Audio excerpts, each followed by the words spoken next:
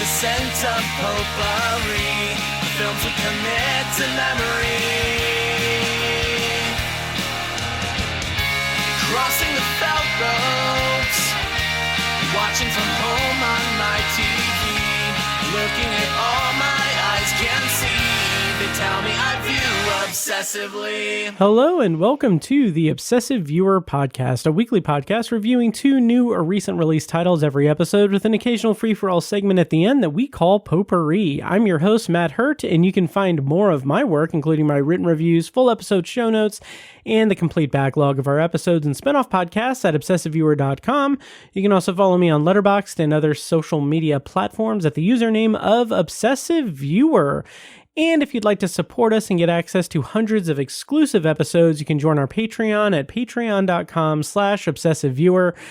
Recently on Patreon, I did a recording about my experience watching 28 Days Later in the theater at the Alamo Drafthouse last Wednesday. Very excited to get to see that movie in the theater again because it's one of my favorites of all time. So that is up on Patreon, and I also have a companion episode that is paired with I'll say next week's episode, but the next episode of The Obsessive Viewer, which is coming out later this week. But that companion episode is covering the Final Destination franchise from Final Destination 1 to Final Destination 5 ahead of my review of Final Destination Bloodlines, which again, that episode is going to be coming out later this week. But right now on Patreon, patrons have access to the companion episode, and by the time you're listening to this, they probably have access to the early access for the episode that's coming out later this week. Once again, you can sign up at patreon.com/obsessiveviewer for all of that and a bunch more content. And you can also join as a free member on Patreon and get access to an RSS feed that just has free content on it. So check that out, patreon.com/obsessiveviewer. And if you want to support me without messing around with Patreon or any of that, just want to make a one-time donation, you can always buy me a coffee at buymeacoffee.com/obsessiveviewer. So this week on the show, I am very much late recording this. This episode was supposed to come out last Thursday, but I am recording it on Monday, Memorial Day, May 26th, after recording this week's episode. So you guys are getting 2 episodes this week, but this week on the show, I'll be reviewing the new film from Trey Edward Schultz, Hurry Up Tomorrow, in this week's secondary review. But before that, we're going to go over some movie news and Indianapolis screenings, maybe, before I review the new A24 film Friendship in this week's feature review. And I am solo on this episode, but I would like to say that you should check out my friend Evan Dossey's essay about his excommunication from Rotten Tomatoes over at MidwestFilmJournal.com. I'll put a link in the show notes of this episode, but it's a very good write-up of his experience. Basically, Rotten Tomatoes sent him an email saying like, hey, you're no longer qualified to be Rotten Tomatoes approved, and he didn't get any response or any human response from asking why or what's going on there. So that is a very good write-up of his experience and kind of the state of film criticism online right now currently. So it's a very interesting read, and I highly recommend checking it out over at MidwestFilmJournal.com. And like I said, I'm going to be reviewing some movies tonight, but first I'm going to share some info about things playing this week in Indy. Starting on May 30th, which is later this week on Friday, I think, at the Can for 1 week only, they're playing Last Days of Summer, which is an independent film filmed in Indiana that was at Heartland Film Festival last year, but it's directed by Alex Rogers. The premise is Ricky and his best friend Summer have their lives turned upside down when Ricky's estranged older brother shows up unannounced, triggering a series of events that lead to Summer's disappearance. So that's at the Can starting on May 30th for 1 week only. I recommend checking it out. Support local filmmakers, support independent film, support the Can also. So Check that out. Link in the show notes to the Can Theater. And on Saturday, May 30th at Living Room Theaters, they are doing in conjunction with Karate Kid Legends, I guess. They're having a family martial arts thing. So it says, get ready for action with Blade Family Martial Arts Academy. They will be in the theater for live demonstrations, showing off their skills and even teaching a few moves. Stick around to chat with their team and learn more about their programs. Again, that's Saturday, May 31st at Living Room Theaters downtown in the Bottleworks District. And to wrap up the theater stuff in Indianapolis, throughout the month of June, the Keystone Art Cinema is having their retro replay. They're having a Pride series. June 3rd, they're showing To Wong Fu, Thanks for Everything, Julie Newmar. And on June 17th, they're showing The Kids Are All Right. Those are Tuesday $5 tickets for paid loyalty members. That's at Keystone Art, and every Tuesday they'll have a movie for the Pride series, which I will talk about later in this month. In later episodes.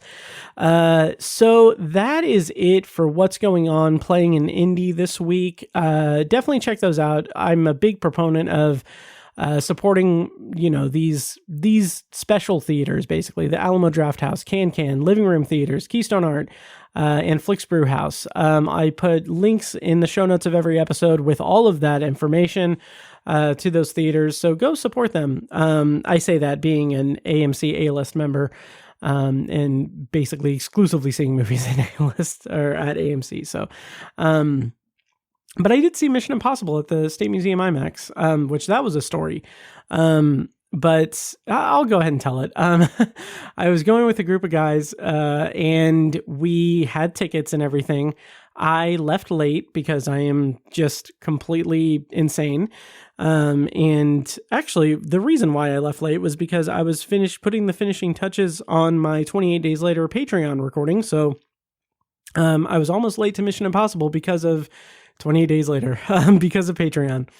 So I think that was it. No, that wasn't it. It was something else I was throwing up on Patreon. I can't remember. But anyway, so two things happened on my way to the theater to see Mission Impossible: The Final Reckoning.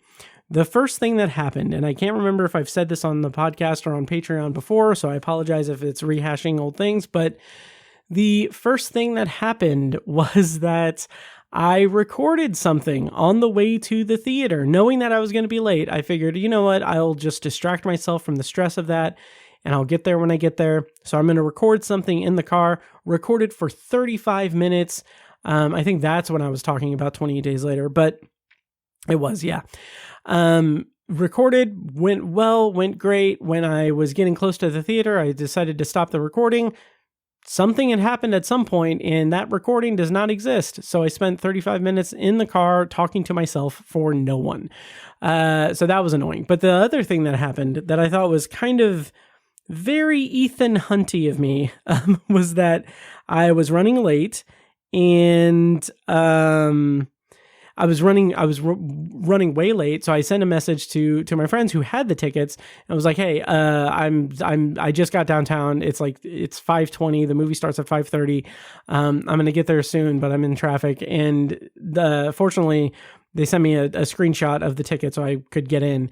But by the time it got to 5:30, when the movie was starting, I was still like 5 minutes away. And so I finally got into the parking garage, parked fortunately right next to the door, got in, scanned the ticket, got into the theater, and I got to my seat just as the countdown for the IMAX thing, the 3, 2, 1 IMAX promo thing started. And for the first 20 minutes of the movie, I was like, I can't believe I made it in time. I can't believe I just made it here. So it was a good time, but we'll talk about Mission Impossible in a later podcast episode next week, I think. But yeah, so that was an experience. So all that's to say, support the theaters in the area, and don't be late, I guess. The only thing I have for news before the reviews is the really ridiculous news item about HBO Max or Max It was decided, or it was announced a couple of days ago, or like over a week ago, I think, that Max is going to go back to being HBO Max. And it's really annoying, really. So I'm going to read from Variety. It just says, turns out Warner Brothers Discovery thinks HBO has some pretty good brand equity after all. This summer, streamer Max will bend the knee and rebrand back to its original name, HBO Max. The change comes just over 2 years after Warner Brothers Discovery decided to drop HBO from the streamer's name to just become Max. Note that while HBO and Max have carried separate commercial branding during the time, they've competed under one HBO/Max label for industry awards. That's interesting. I didn't know that. So, anyway, they're going back to HBO Max, and honestly, like, it's exhausting. My neurotic brain was like, oh my God, so now I'm going to have like tags on Letterboxd that say Max and HBO Max and HBO Go and HBO Now and all of this, just HBO, because they can't stick to a certain name. But the joke's on them, because I never did just Max tags. I apparently over the last 2 years, anytime I watch something on Max, I tag it as HBO Max. But anyway, that's neither here nor there. What's annoying about it is that it just seems like a waste. Like, it seems very much like, oh my God, they don't know what the hell they're doing over there. They don't know what they have, and they don't know how to like market what they have. Which that goes into a whole bunch of stuff, but I'm not qualified to really talk about that. But they don't know how to brand it. They don't know what they're doing.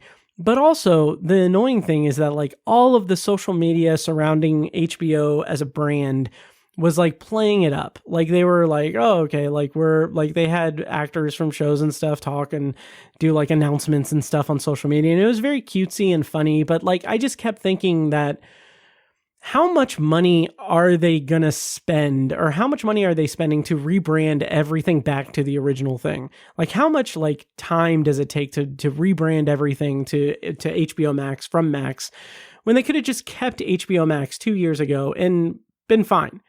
It's annoying. It's frustrating. It's stupid corporate stuff that I'm not quite that fond of. It's tiresome. It's tiresome to keep up with the changing landscape of streaming services and different things. Like, different streamers have different things. Like, I'm annoyed because here in, I think, a couple of months, or I think in August, I think, the Institute, I actually don't know if there's an actual release date, but the Institute is a TV show based on Stephen King's novel, The Institute, and it's going to be on MGM Plus, which used to be Epix, but now it's MGM Plus because Amazon owns MGM or something. I don't know what the ins and outs of it is, but it's just exhausting. It's exhausting. All of it is exhausting. Keeping track of everything is just so exhausting and annoying. So, but that's the news for this week on the show. Max is changing back to HBO Max this summer. I look forward to like a year from now when I'm yelling into the void about how they're changing it to just Ma or something, just some stupid thing like that. So anyway, that's all the news I have. I will put a link to this in the show notes of this episode. Let me know what you think of Max changing back to HBO Max this summer. Or don't. Like, I'm just so over it. I'm so over it. So, unfortunately, that's all the news that I have. I'll have more news in the next episode, but for now, let me go ahead and go into my review of Friendship, the feature review on this week's episode of the Obsessive Viewer podcast. So Friendship is currently in theaters. It was released in theaters on May 23rd, 2025, and the premise, according to IMDb, is a suburban dad falls hard for his charismatic new neighbor. The movie was written and directed by Andrew DeYoung. This is his feature directorial debut. He did some work on television as well. And the cast includes Tim Robinson, Paul Rudd, Kate Mara, and Jack Dylan Grazer. And of course, for this featured review, I'm going to do a non-spoiler review and then a spoiler review. But before we get into spoilers, I'll play a clip from the trailer, and I have timestamps in the show notes which are available at obsessiveviewer.com/OV476 or in the notes of your podcast app or the description on the YouTube page, whatever you're listening to this on. The timestamps are there. So my non-spoiler thoughts. First, let me actually back up a little bit and talk about my expectations going into Friendship. This was one of my most anticipated movies of the year, based pretty much solely on the talent of Tim Robinson and the marketing from that first trailer that from A24, where I think one of the blurbs that was on the trailer was something to the effect of, "It's like I Love You Man for deranged people." And that stood out to me, but even more so was the tone of the trailer. The way that the first half of that trailer is all like fun, like comedy and friendship and camaraderie and everything. And then it just takes that dark turn and it becomes this tonally just dark thing. And that's when it's like, it's such an interesting thing because from what I remember, I think the blurbs in the first half of the trailer were about the darkness of it, the dark comedy aspect of it. In the second half, when the visuals are dark and ominous, it's like, oh, this is laugh out loud funny and everything. So I think that's how the trailer was cut. But anyway, regardless, I was very much looking forward to this because I am a huge Tim Robinson fan. I Think You Should Leave, I think, is one of the funniest things on television, on TV, just full stop. It is a sketch comedy show that I have watched numerous times. It's part of my DNA at this point, and it is just such an incredible display of just ridiculous sketch comedy. And one of the reasons why it works so well for me is because of the way that I Think You Should Leave kind of goes about its comedy. And the way it goes about its comedy is it kind of is centered on most sketches are centered on someone who does something that is out of line or is out of pocket, as the kids say.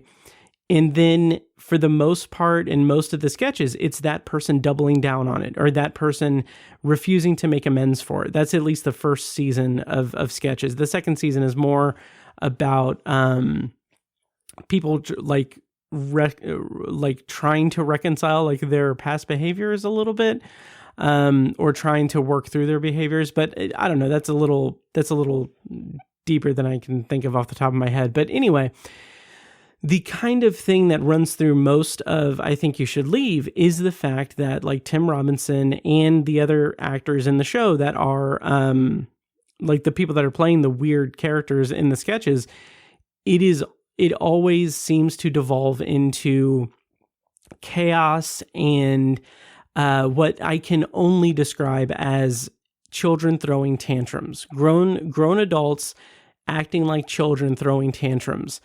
And that's kind of the secret sauce of I Think You Should Leave. And the reason why I'm talking about I Think You Should Leave so much is because Friendship is a feature-length I Think You Should Leave sketch. Like, it's so much so that I was shocked that the writer and director of this movie, Andrew DeYoung, does not have any credits for I Think You Should Leave.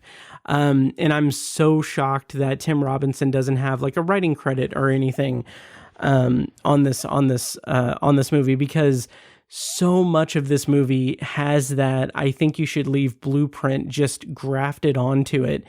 And I say that in the most complimentary way, because that is like the sketches on I Think You Should Leave run from like 3 minutes to 15 minutes, I think was one of them. Or not, I think more like 10 minutes. The Calico Cut Pants one is like 10 minutes long. But anyway, they're very, very short sketches. And like to see that same like behavior, that same type of like style of comedy just built out over an hour and 40-minute movie was an absolute delight. And so I'll get into that in non-spoilers and everything, of course, but I was floored by this movie. I was absolutely floored by it. The Tim Robinson of it all, like he is the star of this movie, like 100%. And it makes me a little bit not nervous, but it does kind of make me feel like, well, I feel like I know that he has like acting chops and everything. Like Detroiters is another great show that he did with Sam Richardson on Comedy Central for 2 seasons. And it's just, it's such a, like he's very talented, but my concern is that this movie is like, he is front and center, but it's also like him doing the I think you should leave thing. So like I'm a little divided here because that works like gangbusters for me. That is hilarious. And I was laughing my ass off throughout this entire movie. But on the other hand, it's like, is he going to expand more? Is he gonna branch out more at all? But I don't know. Anyway, so to get to the actual non-spoiler review, this movie is an absolute delight. And I say that with the caveat that it is at times it's pretty disturbing. It is this very heightened kind of just journey through this, I don't even want to say deranged character. Like Craig, played by Tim Robinson, he is basically like this, like very socially awkward guy, very socially just, very, very much a social outcast, essentially. And he just clings on to the charisma of his new neighbor, played by Paul Rudd.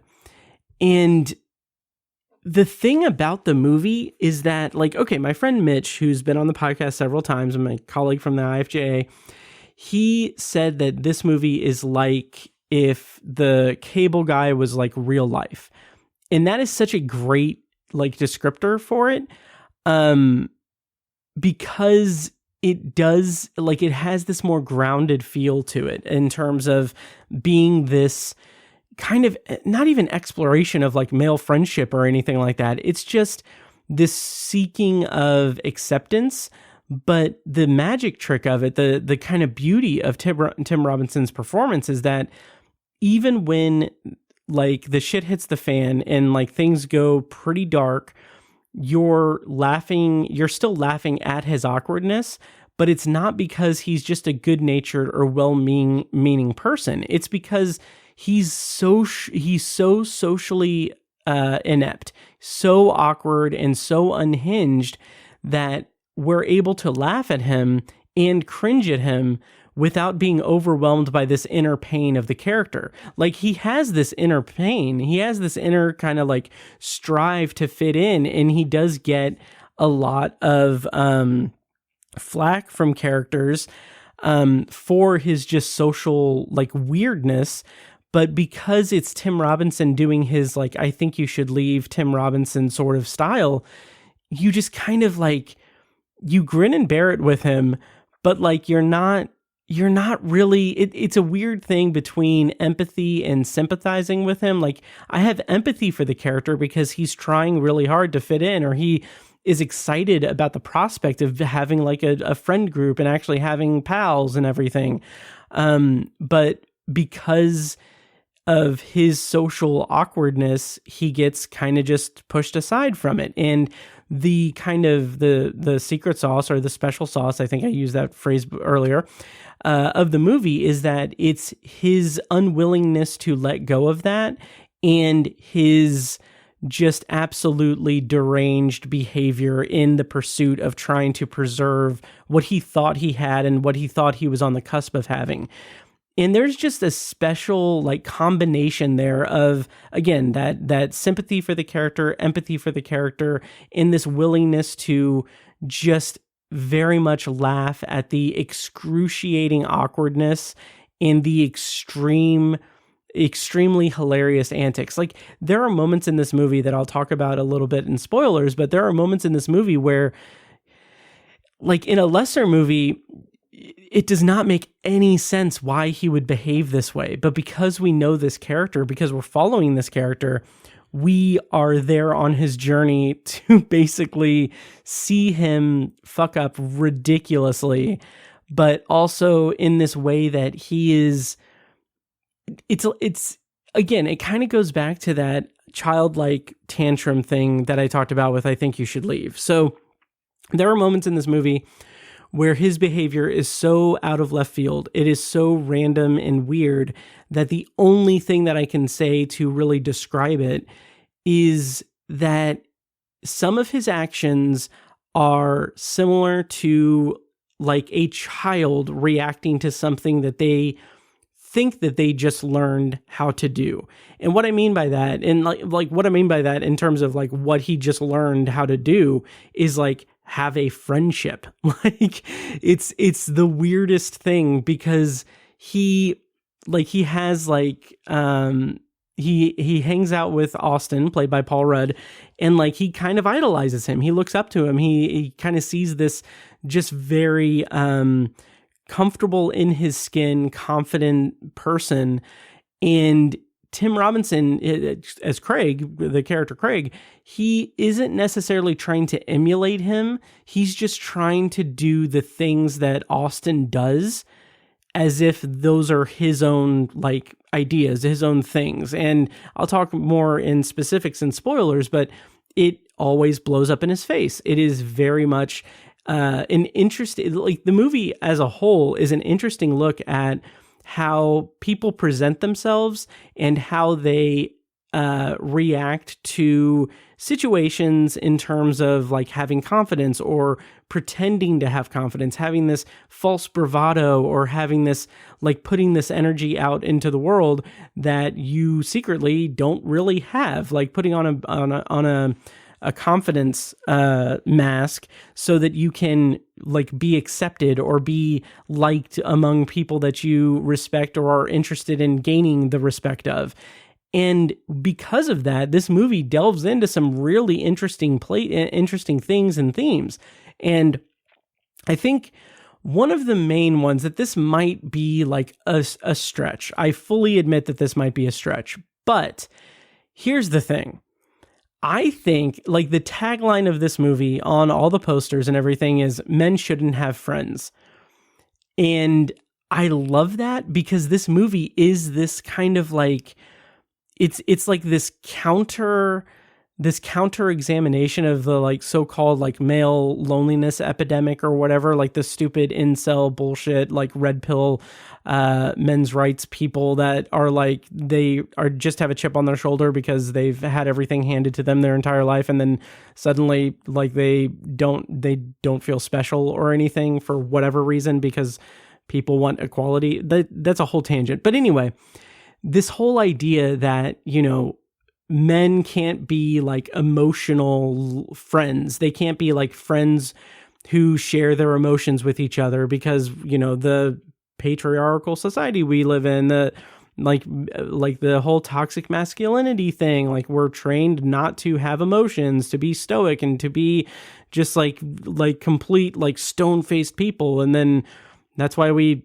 like people grow up and don't have a clear grasp of who they are, and they end up voting for a rapist. Anyway, so and a felon and traitor. So anyway, with this movie though, it kind of bucks that kind of expectation because you can see in the movie that like, yeah, Austin, it puts on this kind of like this energy out into the world that he's like successful, he's confident, he has all of these interesting interests, he has all of these like weird quirks and things that basically draws Craig into his like circle because he has this like presence, this confidence, this charisma. And then later in the movie, I'm not going to spoil anything, but like later in the movie, it shows like you see Paul Rudd, Austin with his friends, like with his circle of friends, and Craig is there, and like you see that kind of like closeness, that bond of people who care about each other, and it's just interesting to see a movie kind of depict that like normalized male friendship, like people care about each other, male friends care about each other and everything, like. like Tiny, goddamn, like Tiny knows more about me than most people do. And yeah, like your friends are there to be, you're connected to, on a deep level, as long as you can trust them and everything. And what this movie depicts is that trust kind of starting to build and then getting crashed through Craig's actions.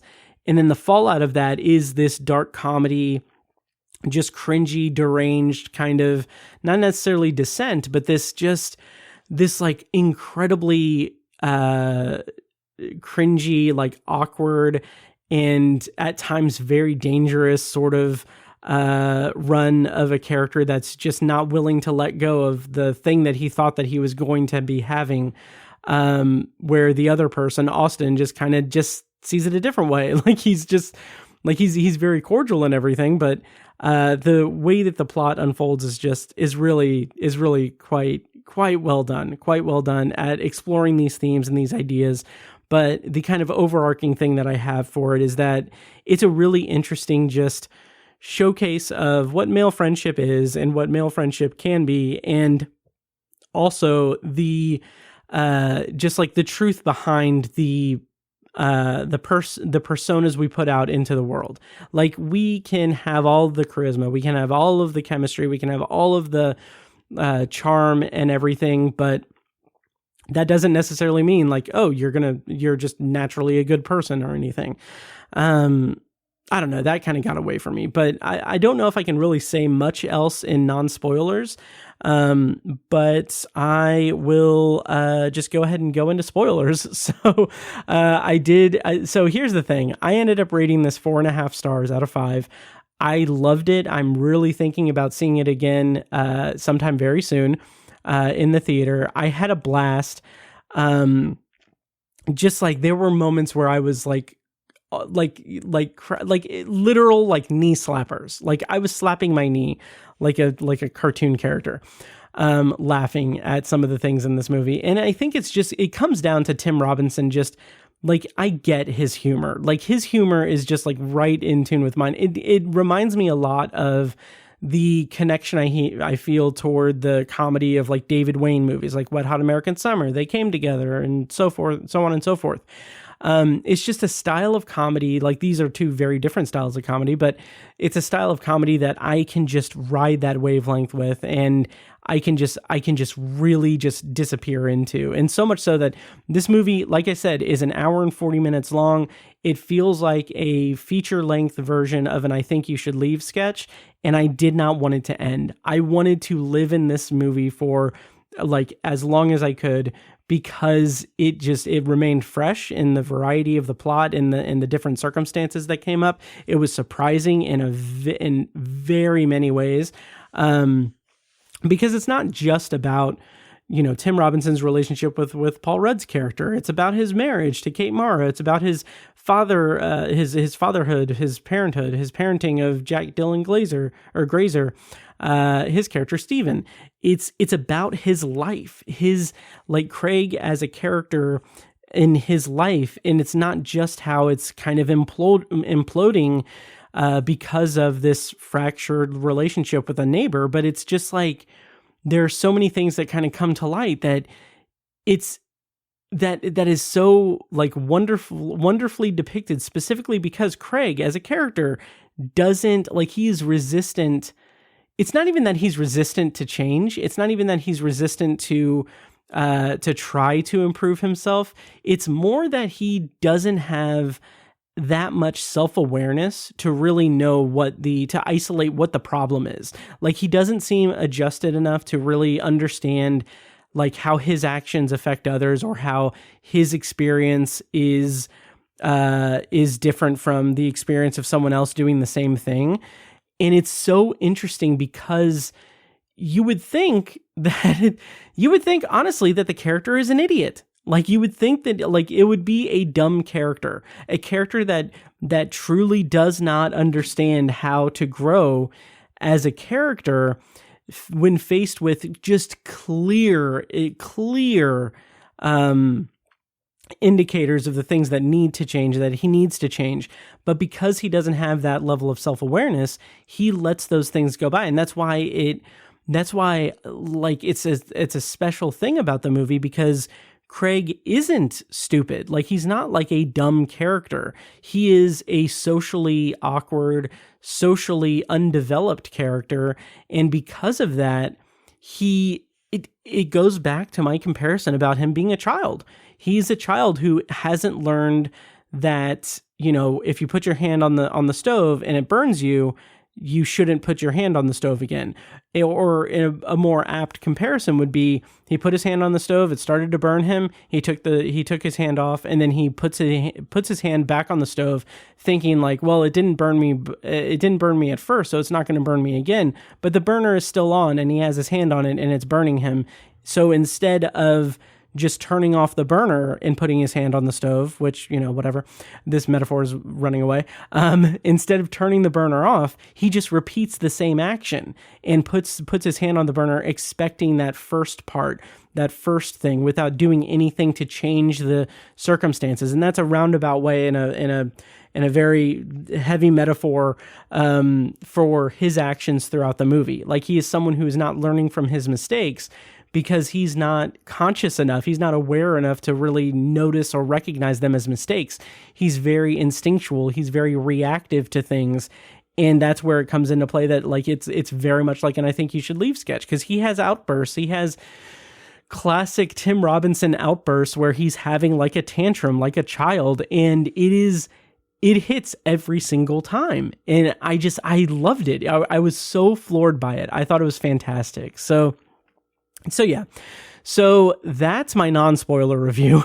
4.5 stars for Friendship. I shared the anecdote with some people, and I may share it next week on the show, or later this week on the show on episode 477. But I came out of Friendship thinking, I feel like this is the current frontrunner for my movie of the year. It would be the current frontrunner for my movie of the year. However, when I saw the trailer for The Life of Chuck before the movie, that trailer made me tear up and like almost cry. So Friendship is positioned to be very much in my top 10. I'll say that. But I loved it. I absolutely loved it. So let me go into spoilers for Friendship. I'm going to play a clip from the trailer. When I come back, I'm going to be spoiling Friendship. So stay tuned. I can see the future. It's full of pals. I'm on the edge of life, and the view is gorgeous. Look, we had a couple of really nice hangs, but I think it best that we go our separate ways. I don't wish to continue this friendship.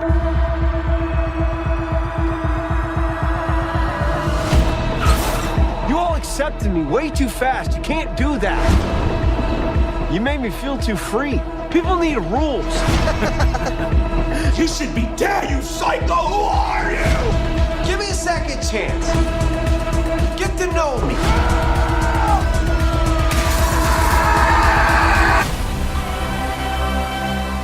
There's a new Marvel out that's supposed to be nuts. We should go see that.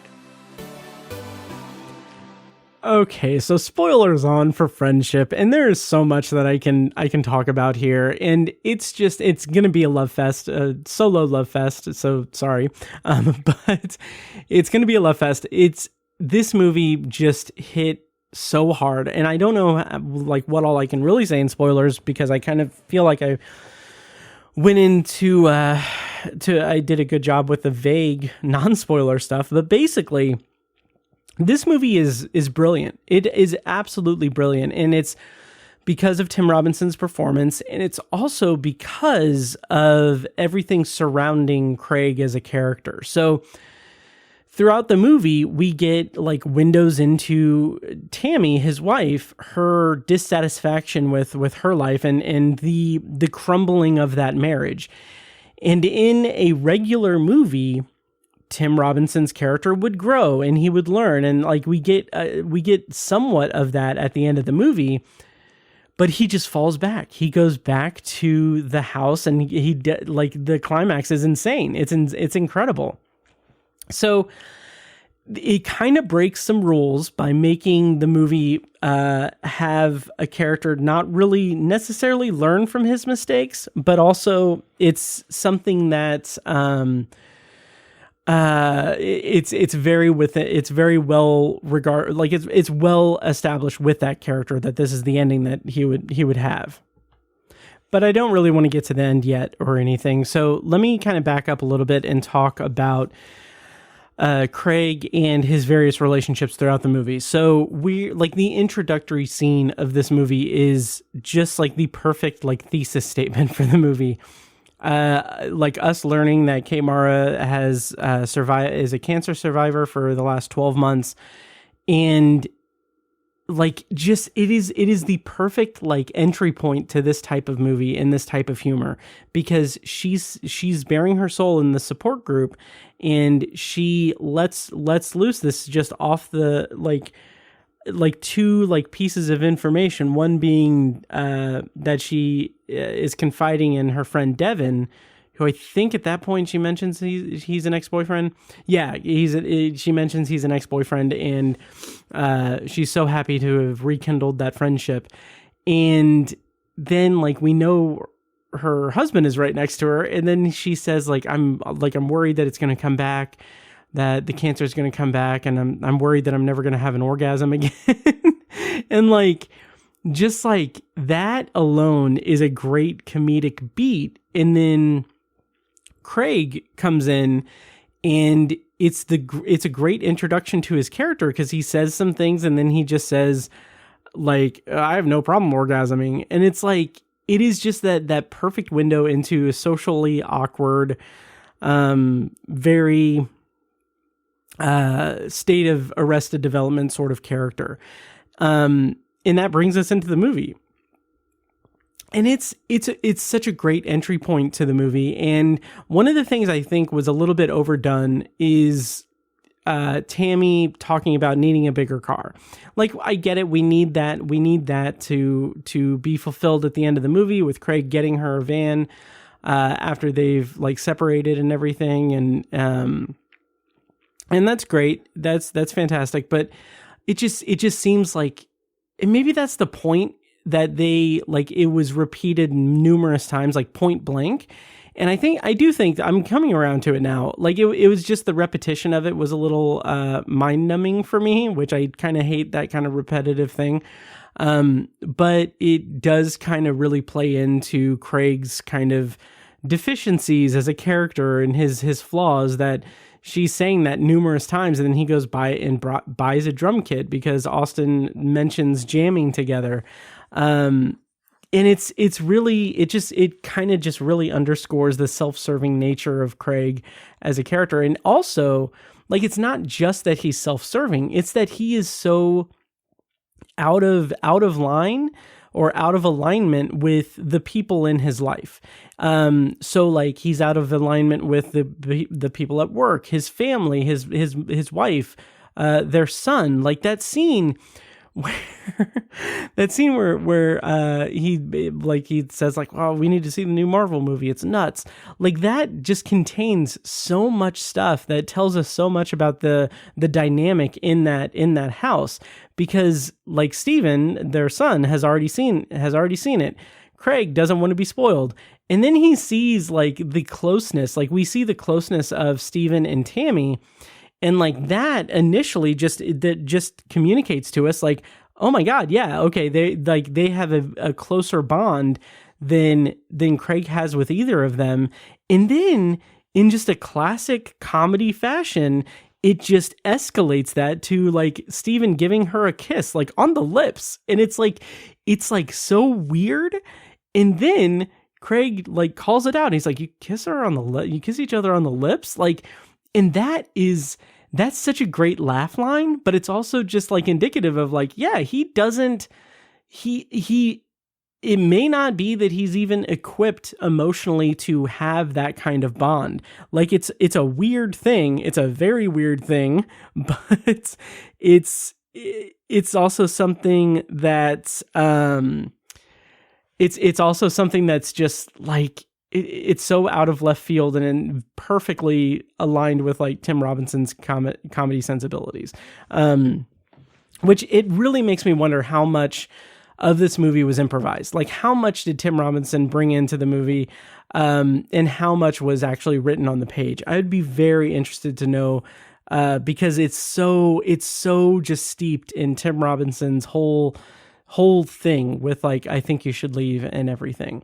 So I haven't talked much about Paul Rudd.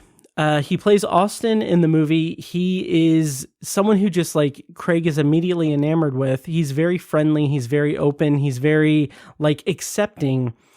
And like, he's a very just normal guy basically. But the kind of twist in the movie, or the twist on the plot really, is that he's not this super cool, suave guy at all. And like, he has his own insecurities. He has this, like, he puts on this front. And I think that that's like why Austin and Craig work so well together and separate in the movie, because they are, like, I would say, I kind of feel like this metaphor, this comparison might fall apart midway through talking through it, but I kind of feel like Austin and Craig are like a superhero and their arch nemesis. And by that, I mean that Austin is this very just commanding, confident guy, and his alter ego is dude at the weather at the news station who like gets made fun of by his coworkers and everything. He's not like the superhero that he is in his social life.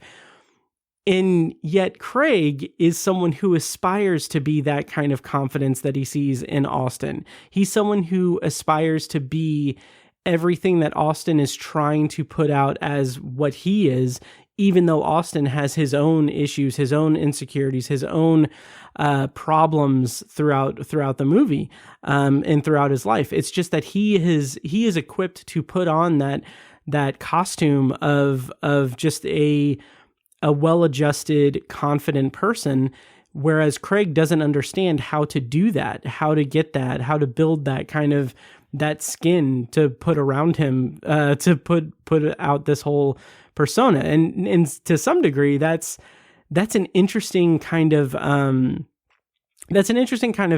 feather in the cap of Craig as a character. So it reminds me a bit of, like, and this is something that this is way too, like, this is why I shouldn't have very many solo episodes. But anyway, it's something that I've thought about a lot as I go into, as I've been dabbling in online dating.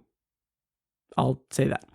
I've been thinking about this a lot, and it's interesting how closely it also ties to the movie. So there's an episode of The Twilight Zone called Mr. Beavis. And in that episode, Orson Bean is a guy who is just, he's just a very just like weird guy.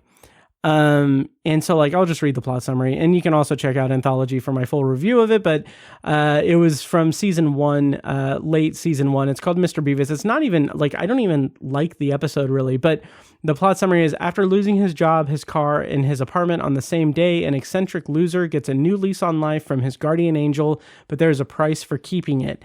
And what the spoilers for this episode from 1960, but what it comes down to is that his guardian angel gives him the life that he wants. He gives him the life of like this very successful man who is lucky with the ladies and has like a good career and a great car and everything and is well respected. But the downside of that, the classic Twilight Zone sort of kind of turning on its head monkey's paw thing, is that he doesn't have the things that fulfill him before that. Like the thing I keep thinking of is like, he's really into zither music and it's really obnoxious and people hate it. And he has all of these eccentricities, but in order to be this thing that he wants to be, that in the eyes of like normal society, he needs to get rid of all of that. The kind of just complete hoopty of a car that he has, that's like a nuisance and like polluting and sound pollution and everything, it's his car and he's proud of it. And like, he doesn't want this fancy sports car or anything. So that's something that I've been thinking about as I've been going into online dating. Like, I don't know. That's a whole other conversation, maybe for Patreon. I'm not going to go there on Patreon. But anyway, just like this idea that like now I'm at an age where it's like, I'm comfortable with who I am. I enjoy who I am. I enjoy the person that I am. And as I go into online dating, I don't want anyone to change who they are to align themselves with me. And I don't want to change anything drastically about who I am to be more compatible with someone, because that's not fair to either of us. Anyway, that is a brief anthology spinoff like segment and a window into my online dating thing. Anyway, so to apply the Mr. Beavis episode of The Twilight Zone to friendship, Craig as a character is slightly like a Mr. Beavis. He has these interests. He has these things that he enjoys, I guess, but really just the fact that he likes Marvel. But like he's someone who is his own sort of person. He's his own personality. And like, yeah, that's maybe not conducive to like friendship or anything, but it's also something that is inherently who he is. So his failings as the movie progresses and he starts like trying to emulate or replicate the things that he does with Austin with other people, with varying degrees of wild unsuccess, it's because he's trying to be someone that he's not. So like he's trying to forage for mushrooms with his son after Austin took him out and showed him mushrooms and was successful, and they found mushrooms, and the ones that Craig finds with Steven are poison, so it makes him sick. And when he tries to have a hangout with his coworkers, they ridicule him. They make fun of him. They are just complete shitheads toward him. Unlike the people that were in the garage with Austin when they were having their hangout, they were accepting of Craig until he took it too far and he sucker punched Austin. And then here's the thing, like in that scene, he doesn't apologize. He doesn't even register that he did anything wrong. And that's kind of again, I'm going to use this word again, the secret sauce of that character is that he's someone who is not conscious. It's not that he's not willing to accept his faults or his blame for things, but it's just that he's not equipped to even recognize it. And that's what makes this character so unique and so interesting. And it's why I Think You Should Leave works so well, because that's that show. Basically damn near every sketch is that kind of basic template.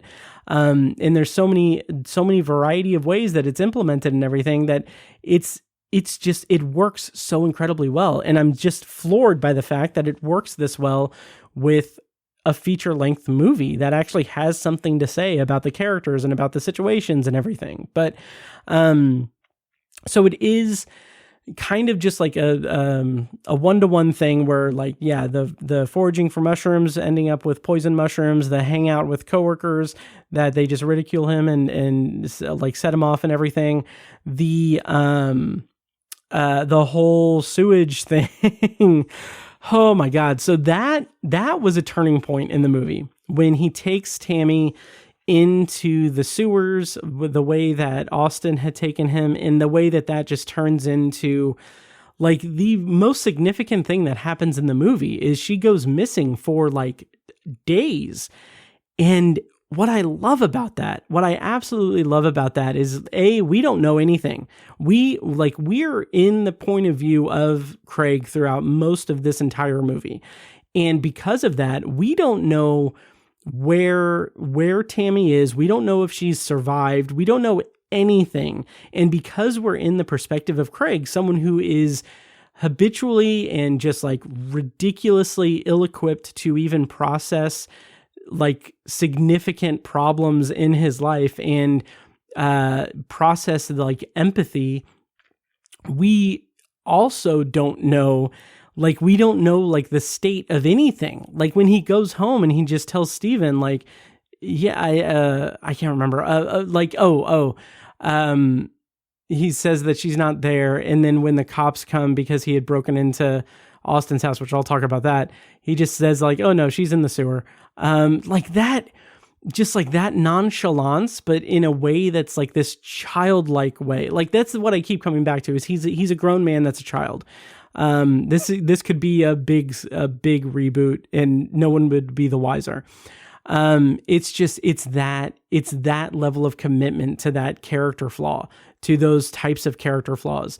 And because it's built around this whole like movie about this awkward guy and his run-ins with his family and the things that he does to try to reclaim that friend group that he felt like he was closing in on becoming a part of, his life turns to shambles and everything. And it's a really fascinating character study basically for this character that is like, he is somewhat deplorable, but he's also someone that it can be relatable without being sympathetic toward.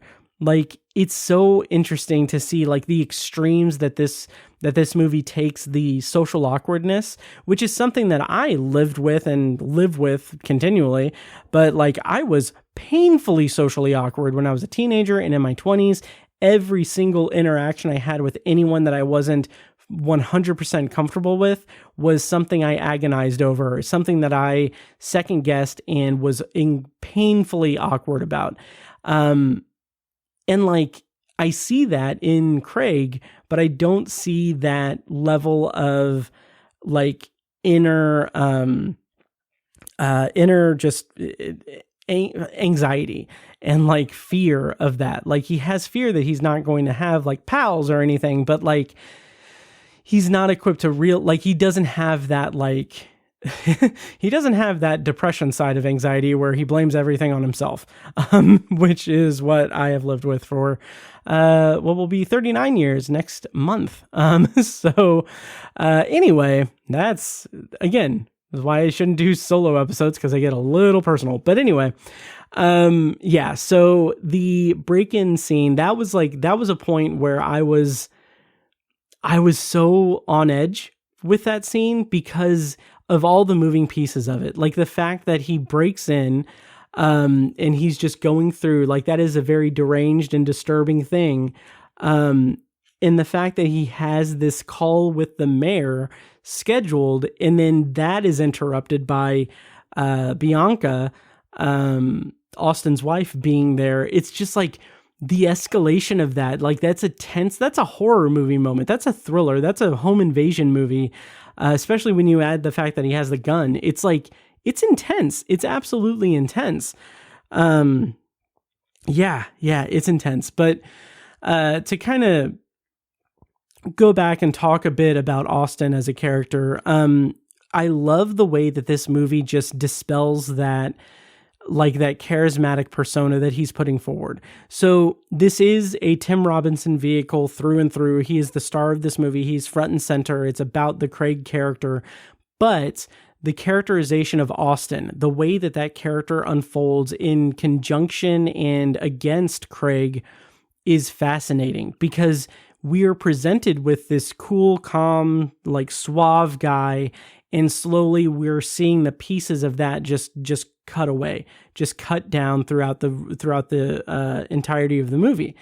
And because of that, it kind of paints this picture that, like, that coupled with Craig's, like, resistance to learn from his mistakes and learn from his experience is just an interesting, just like, interesting way for these characters to grow or devolve in some respects throughout the movie. It's a really interesting dynamic between two characters. And the more that we learn about Paul Rudd's character, the more we learn about Austin, and the more like loser-ish he becomes, it kind of recontextualizes some things, as at least the car thing, his obsession with the car. It's like he's a materialistic person in that respect. He's someone who, like, it's not him being like charismatic to be like, oh, I bought this thing that's thousands and thousands of years old, like the first human beings in existence felt this and everything. Like, yeah, it's a cool like party favor, or not party favor, but like it's a cool like conversation piece and everything, but it's also steeped in this, like, presumably this idea that, you know, he wants to impress people. He wants to do that. He is in a lot of ways a similar character to Craig, but he has that capacity to know how to put forth this persona that he wants to showcase. And that's also interesting. Like, I need to go back and watch it again, but when Craig is in the office and he takes the gun out and he sees there's a book on the desk. I can't remember what it is, but it's something like the subtitle of the book is Starting Your Healing Journey or something like that. And I think that it kind of alludes to maybe Austin being someone who is working on self-improvement and working on being a better person. But the way that that's manifesting is he's creating this persona to put out to people. Yeah, but then again, also that kind of like roundabout theory that I'm kind of working through here live to tape on the podcast is also a little bit incongruous with the scene with him and his friends, because they have that just really nice camaraderie, that very nice closeness. And like the marketing compared this to I Love You Man, it's such an interesting just parallel to I Love You Man, which also had Paul Rudd, but it's such an interesting parallel to that, because like the scene where Paul Rudd's character is around, like he's trying to fit in with friends and everything in I Love You Man, that's like, this movie is that for Craig, but it's taken to like the most deranged and depraved like level.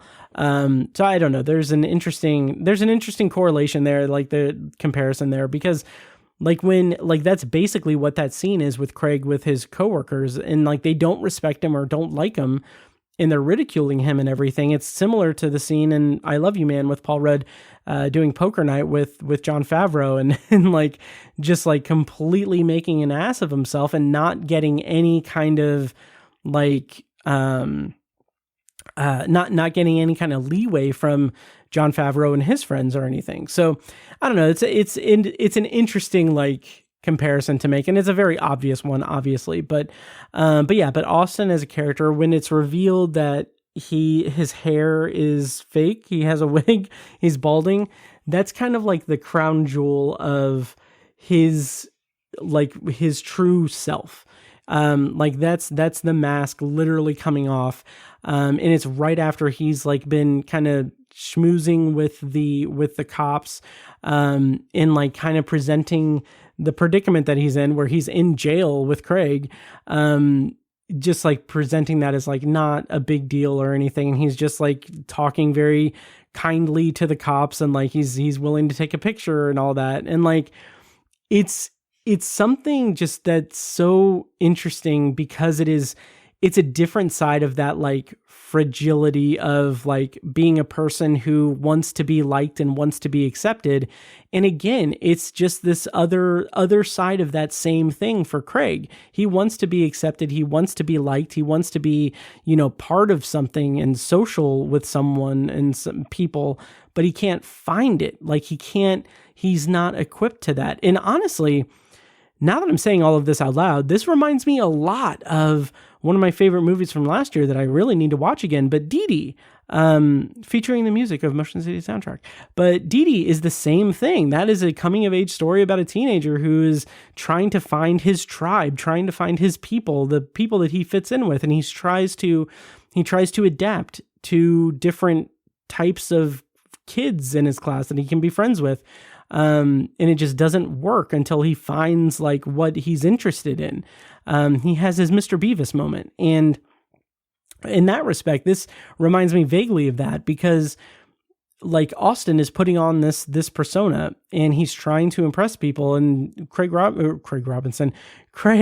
played by Tim Robinson, is trying to do that too, but doesn't understand how to do it. So I don't know. That's a very like probably rambling sort of connection to make live to tape on the podcast. Oh yeah. So the finale of the movie, it's so great. It like the end run of this movie is fantastic. I didn't even talk about the toad. Jesus, the trip thing. When like it's such an amazing scene because like his hallucination that he has in the back room of the phone store is that he's at Subway and he orders a sandwich from Austin, and like that's it. And like his reaction when T-Dog or whatever, T-Boy comes in is great. He's like, I went to Subway, I ordered a sandwich. It was like a minute. Like I ordered a sandwich. It's great. And I guess that also kind of plays into the fact that like it's not necessarily that he's not a creative person, but he's not someone who is equipped to like really have an imagination about things. He's someone who, again, is that stunted persona of a child who hasn't learned how to be a person yet. It's very instinctual. It's very reactionary. And that's what works so well with Tim Robinson's whole thing. His whole career really is all about that. And I love that. So, but yeah, the finale, the run up to the finale with the, like the welcome home party for Tammy, when we finally get a glimpse of Devin, and it's the guy from the super hot guy from Scream 6. It's like, it's amazing. It's amazing because that whole movie, you're just like thinking like, yeah, if she's not cheating on Craig with Devin, she's going to leave him for Devin no matter what. And like when she does leave him after coming back, like it's just, this is such a great just run of like a third act of the movie, because first of all, that party scene, that welcome home party is incredible. And I, as a fan of Detroiters, and I Think You Should Leave, and Connor O'Malley, I loved that scene with Connor O'Malley and Tim Robinson. It is classic, the two of them, and it's phenomenal. It is absolutely phenomenal. Just the turn of it, where he's just like, yeah, you know, how does it feel being a piece of shit and like leaving your wife to die? It's just, it's phenomenal. I love it. I love it so much. But anyway, once that whole thing happens, after she returns and tells him that she had an orgasm in the sewers, which was so weird, but funny and a good way to kind of close that kind of thing.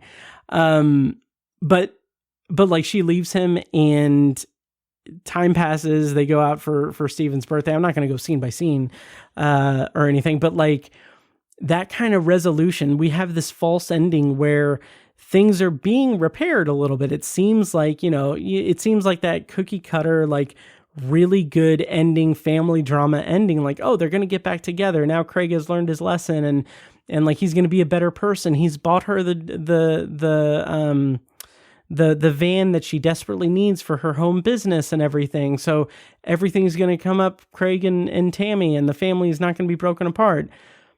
But Craig can't evolve. He can't move on. He ends up going to Austin's and confronts the group.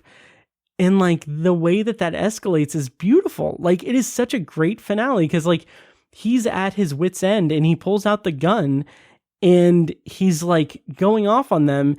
And like, I love that because then when they have this like makeshift hostage thing, this unsettled thing, Austin tries to do the heroic thing and tries to get the gun away from him.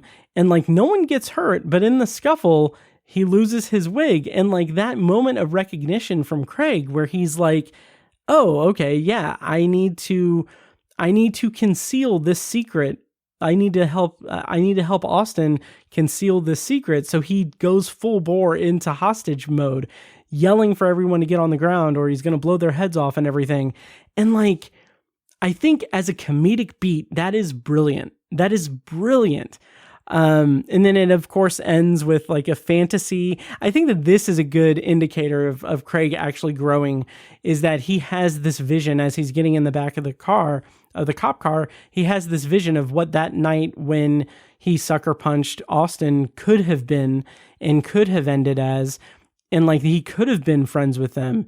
And then we have the hope of Austin winking at him in the like final moments of the movie. And like, all of that's to say, this is a beautiful ending to the movie. Like, it's enough to be not ambiguous, but it's enough to be something that we can kind of see. We can infer that Craig is going to grow as a character and that Austin is going to be a little bit more forgiving or maybe more accepting. I don't know if they'll be friends or anything, but it's just, there's a wealth of stuff in this movie that I absolutely adored. And then also the other thing that I feel like was maybe not done quite effectively was like the whole fact that Craig and Tammy and Steven are in the process of moving, or in the process of selling their house. Like that didn't really, I feel like that didn't really factor into things all that much, but maybe I missed something. But I'm going to see this again because this is hands down one of my favorite movies of the year.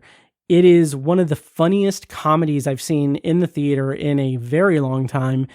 And it's a movie that I want to revisit. It's a movie that I want to experience again and again.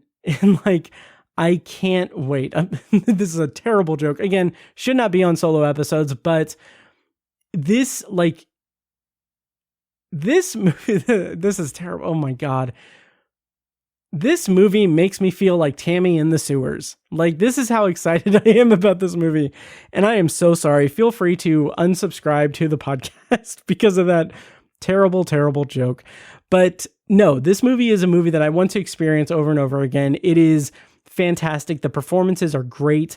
The writing, the pacing of the movie is phenomenal. It just works so well. And if you were a fan of this movie and you haven't seen I Think You Should Leave or Detroiters, go watch those right now. Like, I think You Should Leave is definitely on Netflix. I think Detroiters is still on Netflix. But if not, then it's probably on like Paramount Plus. But go watch both of them. Like, if you laughed at this movie, if you enjoyed this movie, go watch those things.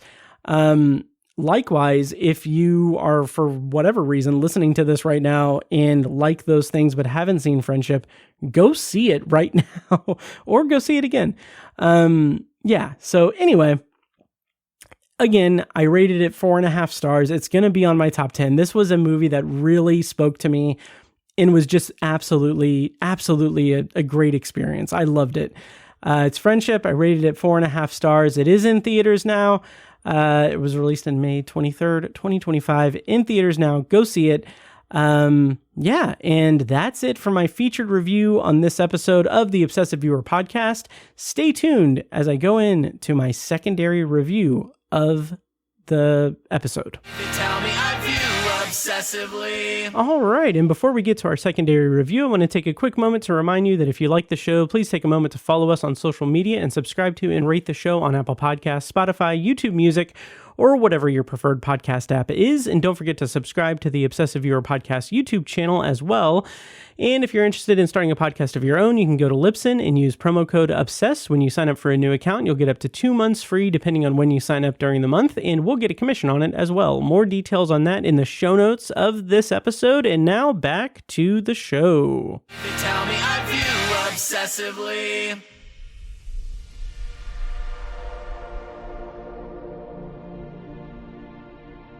Death is nothing at all.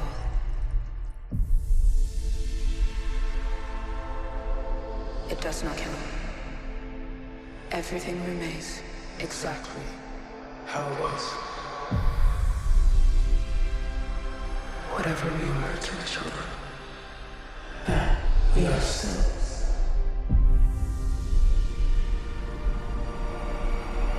Call me by the old, familiar name.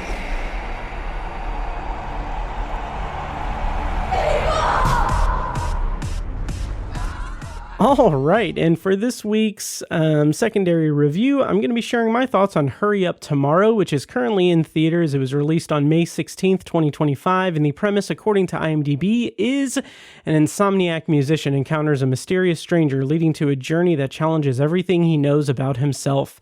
The movie was directed by Trey Edward Schultz of Waves and It Comes at Night fame, and writers were Reza Fahim, Trey Edward Schultz, and The Weeknd, aka Abel Tesfaye. The cast includes The Weeknd, Jenna Ortega, and Barry Keegan, as well as Riley Keough. So I'm gonna do a spoiler review of this movie. It's not going to be very flattering or anything, but I'm going to do a spoiler review. So if you don't want to be spoiled on it, feel free to skip away or whatever. But before you do that, I just want to say just a brief, broad, non-spoiler thing. This movie is terrible. It's horrible. It is like such a self-indulgent, just crazy, like it's self-indulgence masquerading as profound and nuanced, and it's neither of those things. It's incredibly frustrating, it's very stupid, and it's very ambiguous for the sake of being ambiguous, which is a description that I never like making. I never like making that kind of criticism that it's like, oh, it's this for the sake of being this. I think that that's very reductive most, like 99% of the times. This is the 1% time where this movie it broke me of that, because this just feels just so stupid and ambiguous, and it just feels like it's firing on like half the cylinders, and it's doing what it thinks it's supposed to be doing to be this weird, like heady, like psychological thriller story, but it doesn't know how to do that. It only knows like the bare minimum of what works in other movies of this type, and it feels like it's trying to dress itself up to be different, but it's just the same, and it's cliched, and it's really, really just terrible. So that's my brief non-spoiler thoughts on Hurry Up Tomorrow. I'm going to dig into spoilers here in just a second, but just so you know, if you don't want to be spoiled on this, feel free to turn off the podcast, because I don't think I'm going to do a potpourri section. But yeah, feel free to turn off the podcast or just keep listening, because I will save you time in not watching this movie because it is such a stinker. So with that said, I'm going to do a spoiler review of Hurry Up Tomorrow. This is your last chance to skip ahead or skip around, but here we go. Spoilers for Hurry Up Tomorrow. I'm going to preface this by saying that I do not know much about The Weeknd. I don't know. I'm not very familiar with his music. The only thing I really know about him are two things. One, an image from his halftime performance at one point. And two, well, I guess three things. Two is that his HBO show, The Idol, was universally panned. Like it was stated as being like one of the worst shows ever. Very hyperbolic and everything and what have you. I never watched it. I just kind of assumed that, maybe people are being a little harsh, and maybe I'll check it out sometime, but I doubt I ever will, especially now. But the third thing that I know about him is an anecdote from a podcast that I listened to. Like on the podcast, one of the hosts, a comedian, said that he was on a plane, and The Weeknd was on the plane with him, or not with him. They were just happened to be on the same flight. And I guess The Weeknd wanted like his girlfriend or whoever was with him to change seats with the comedian that was on the podcast. And I guess he'd said something to the effect of like, come on, be a gentleman. And just it came across as very shitty. Knowing all of that, I feel like, having now seen Hurry Up Tomorrow, I know enough about The Weeknd. Like it's fine. Like I'm good with not really digging into his discography, definitely not checking out The Idol or anything, because this is such a self-indulgent, just weird ass movie from the perspective of an artist who I feel, and this is going to be harsh, I feel that it seems like he just thinks that he can just naturally be an actor and not do any of the work to actually act if he's playing himself. And the way that the story unfolds, the places that this story goes, are at times very just formulaic and very cliched and expected, and at other times just like such a, like, I don't know if it's a drug-fueled thing or what, but it's like this like most asinine things happen in this movie, all for the sake of being ambiguous or being under the guise of being somewhat profound for the audience, when it's not. It's very, very hollow. It's very just surface level stuff. So let me talk about it a bit. I did not know going into this that The Weeknd was playing The Weeknd. I didn't know that he was playing a version of himself, which, fine, whatever. I guess that's what he did with The Idol.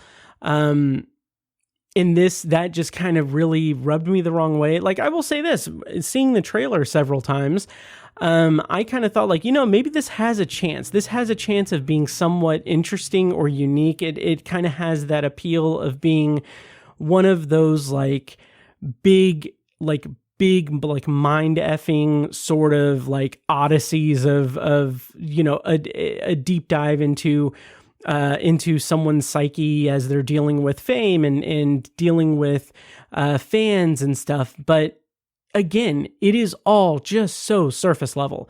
Like, the way that this movie unfolds, first of all, Jenna Ortega she's in the movie. She's very heavily featured in the movie, but like, she does not have like a single line of dialogue until about 50 minutes into the movie, which is a little bit bothersome.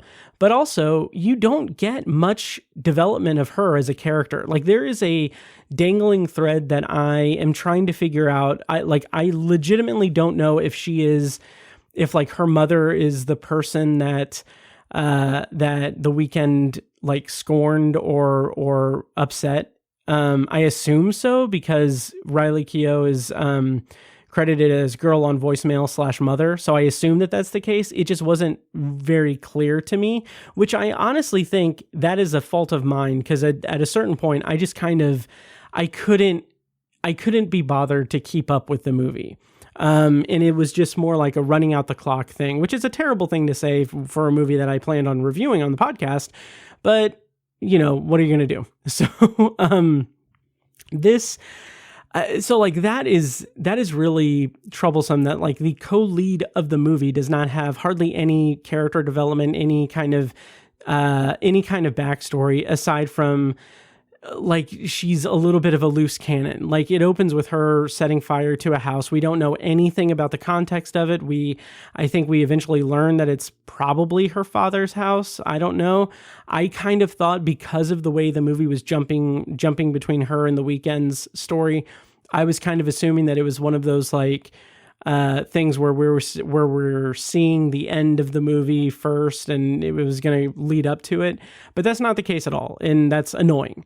But it leaves us, I'm jumping around a little bit, but it also leaves us with like this impression that maybe she was a little bit of his imagination, which is, again, it's that self-indulgence masquerading as profound and nuanced. It's doing the surface level thing, leaving us to wonder, is she real? Is she imagined? Well, she did just kill Barry Keegan, and she has had dialogue with like maybe one other person that's not The Weeknd in the movie, and like, so no, she's probably not a figment of his imagination. Was the ending just his imagination? I don't know.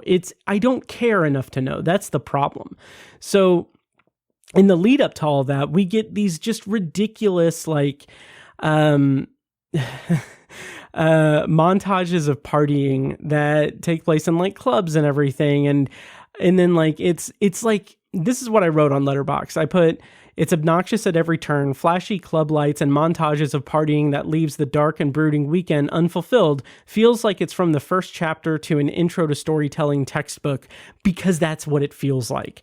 It is that just rudimentary storytelling on film. And it makes me think that the Weeknd, it doesn't understand movies the way that someone who wants to break into movies would study movies. It really feels like, and this is probably putting a little bit too much in there, that like I'm probably just kind of speaking out of turn, but it feels like the Weeknd is successful as a musician and a performer. He just assumes that a natural extension of that is to be an actor, and it just doesn't work. It doesn't work at all. There is a clip that's kind of going viral on TikTok that's like him berating Jenna Ortega's character after she's like freaking out. And it really feels like I usually don't jump on the trends of like, oh, you know, this is terrible acting. Like TikTok says this is terrible acting. Like it's just an out of context scene. But like, this is a great example of that, because it is a terrible scene of acting. Like he's just saying like, what the fuck are you doing? Like, shut the fuck up. Shut the fuck up. And like, it doesn't seem like the Weeknd, the character, is regulating his emotions for that scene, or like the Weeknd, the actor, isn't regulating his emotions in that scene. It's like he's just reciting the words that are written for him. And that is kind of evident throughout the whole movie. He just kind of just doesn't have that star presence. He doesn't have like this aura about him that makes me think that he understands this character, which is a huge indictment on his acting, because he's playing himself. He doesn't come across as understanding the character as he is playing himself. If that's not a huge issue with the movie, I really don't know what is. Just absolutely ridiculous. And there's obviously homages to different movies. It very much heavily plays on like Misery to an extent, but it's also just rudimentary stuff. It is just like this. It doesn't track, because we don't, like, unlike Annie Wilkes, we don't know enough about Anima, Jenna Ortega's character, to really feel that instability or feel that kind of fear that she has, that she, or that anger or whatever, because the script is not doing it any service. And when she accidentally, in self-defense, kills Barry Keegan's character, it's kind of like it's a surprise, but it's also somewhat anticlimactic, because that character exists solely as a, like, not foil for the Weeknd, but as just like the buddy of the Weeknd. And like, there's one scene where he says like, oh, you know, I dropped out of school and I moved over from Ireland to be with you this whole time and to work with you and everything. And that's the extent of that character. And that is so frustrating, because we are then led to believe that, like, toward the end of the movie, we're expected to have some kind of emotional attachment to this character, or we're supposed to have some kind of emotional stakes in this fight scene between him and Jenna Ortega that ends with him getting killed suddenly. Like, there's no attachment there. There's nothing there. It's just shock for the sake of shock. Again, that criticism, I hate making that. And this movie is forcing me to make that comparison or that criticism. It's really frustrating. And it doesn't seem like it's saying anything about anything profound about anything. And it could do that. It feels like it is like just on the cusp of understanding what type of message it wants to make or what kind of story it wants to tell, but it just doesn't, like, no one involved is doing the extra step to actually go the distance with that. So what I mean by that is there is this whole overarching thing of like, oh, the girl on the voicemail leaving voicemails for the Weeknd saying like, oh, your mother would be ashamed of you if she knew the way you treated women and the way you treated me. It's all very ambiguous and everything, and it's not really exactly said what he did to her. Like, we can kind of infer some things, but I think also because it's the Weeknd playing the Weeknd, it's not gone far enough to be like too harsh of a thing, too harsh of like a thing that he did, some irredeemable thing. So instead, it's kind of softened a bit as he's like calling her and trying to get in touch with her, screaming at her and yelling at her, like those bits of losing his cool. That shares a window into like his behavior and his treatment of women and treatment of people in his life. But it doesn't go that far. It doesn't go very far in terms of really delving into what he is as a character, as his arc of a character. And it all comes to a head in the most asinine, dumb, like incredibly just cringeworthy climaxes I've seen in recent memory. So after Jenna Ortega has kind of captured him in the hotel room and she's going through all of these like songs, this is where the self-indulgent part of the movie comes into play as well, because she's going through his music, the Weeknd's music, and is saying like, oh, I understand that this song is about this, and this is about heartbreak, and this is like, you wrote this, and like we understand what it means and everything. And it's like, okay, yeah, you know, the Weeknd has a co-writing credit on this. Like, all right, okay, whatever. So, but it does get to the point where she's like her kind of thesis statement of this is that he uses the people in his life, namely the women in his life, to create music and to create this soundtrack that he has, to create music that he has. And like, it is so just surface level stuff. It is absolutely surface level.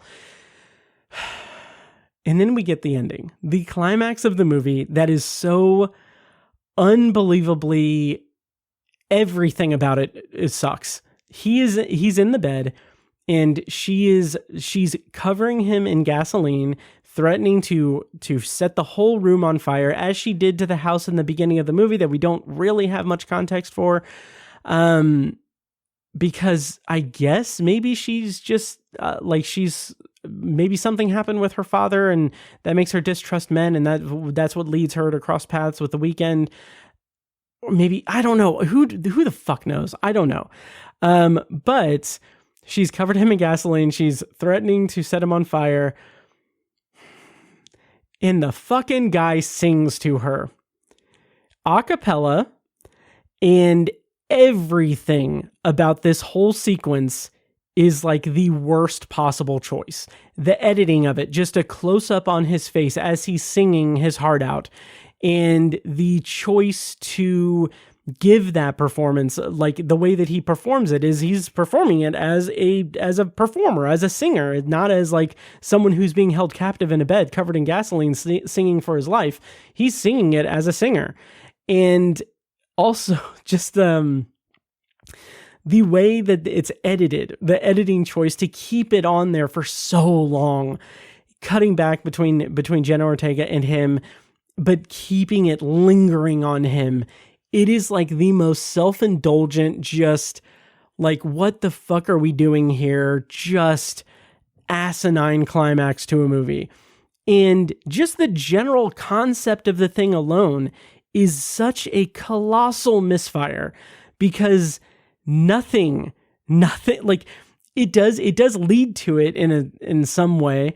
It leads to it in the way that she's like hearing his songs, like he plays her a demo of a new song and she cries and everything, and like, so it is built toward that okay enough, but it's also just, it's so dumb. It's just so dumb, and it's played up like the biggest moment of the movie, and it's just like, no, it doesn't work at all. It's just cringy and awkward. And then the movie ends with like this weird ambiguous thing where the hotel room is set on fire, but he leaves and she's nowhere to be found, and then it transitions into his green room before his concert, and he's looking in the mirror all self-reflective and everything, and like, it's played up like, oh, this was his emotional journey through like learning how his actions affect others, and learning how his experience isn't the sole experience of all the universe, and he's not the center of it and everything. And like, on the surface, that's a good concept. That's a good, like, that's a good way to end that character arc in a satisfying way. But I can't even give it that much credit because it's also pretty expected. It's pretty lame. It's not earned. Like, it's set up, but it's not earned. And that's my biggest problem with it overall. And it really just feels like that. Again, I keep saying this word, but it is so self-indulgent, self-serving. It seems like this is just this vanity project for the Weeknd. Like, they name check the idol once in the movie. I think Barry Keegan says something like, they hated the TV show or whatever. And it's like, yeah, I can see why now, because Jesus Christ. The one thing I will say in this movie's defense somewhat is that visually some of the imagery is pretty good. It's pretty solid in that kind of disorienting way. As much as I hated the stupid party club scenes and how just generic they were, there are moments where, we're kind of following these characters, and especially we're following the Weeknd as he's kind of descending into this like weird, like brain palace scenario place, in a couple of scenes that kind of works okay. It's interesting as like visual metaphor, but it isn't sustained for much of a long time at all, and it just leaves me wanting. I don't know if I really have anything else to say about this. This was an absolute dumpster fire. And I'm so happy for the Weeknd that he has a music career to fall back on, because this is terrible. This is just absolutely terrible. So, that's my review of Hurry Up Tomorrow. It's in theaters. Don't see it. See Friendship again. That's my suggestion.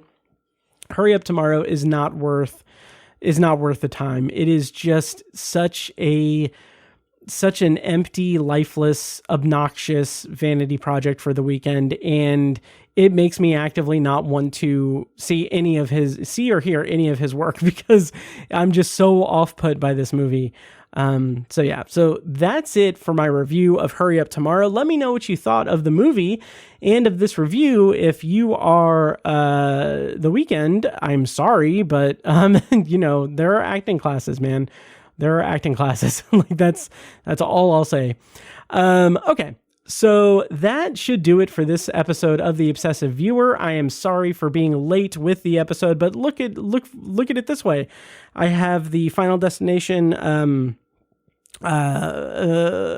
franchise retrospective on Patreon. And here, very soon, you're going to get the next episode of the podcast, where I'm going to be reviewing Final Destination Bloodlines and Fear Street Prom Queen with a new guest. Very excited for that. But as always, until then, thank you so much for listening, and make sure to follow the show on social media and subscribe to the podcast on your preferred podcast app. Also, check out Obsessive Viewer Podcast's other shows, Tower Junkies, a Stephen King podcast hosted by Tiny and myself, and Anthology, the Twilight Zone and classic sci-fi podcast hosted by me. And of course, check out Patreon for more content. You can also join as a free member and get access to the free feed that has a few things up there that I'll maybe be adding too soon. So next week I'm talking those movies that I said before. Until then, thank you for listening, and we'll see you next time. And now, enjoy this short clip from a recent Patreon-exclusive episode. For the full episode and more Patreon-exclusive content, sign up at patreon.com/obsessiveviewer. This movie is so special to me. I love this movie so much. I wouldn't say that it's a formative movie for me by any stretch or anything like that, but it is a movie that has stuck with me for many years. I saw it for the first time in the theater at Regal Shiloh in Avon, Indiana. And what I remember seeing that in the theater. I remember before going to see it in the theater, I was nervous about gore. I was nervous about any kind of extreme gore in it. And I remember I was on like the IMDb message boards, and I was like, oh, is this how scary is the movie? Is the movie like very gory? Because I think I had basically created this bubble for myself with horror. Like, I very famously have basically been someone who is who, like, my personality and my life is basically set.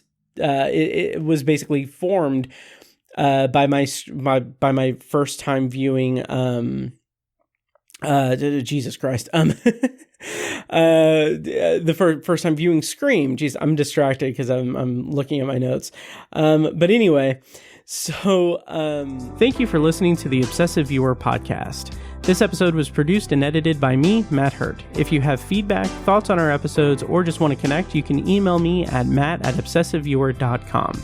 For more information on this show, including a full archive of our episodes and show notes, visit obsessiveviewer.com. And if you enjoyed the show, please give us a follow on social media and subscribe to us on your podcast app of choice so you never miss an episode. Also, consider rating and reviewing the show on Apple Podcasts, Spotify, and Audible to help increase our visibility and grow our community.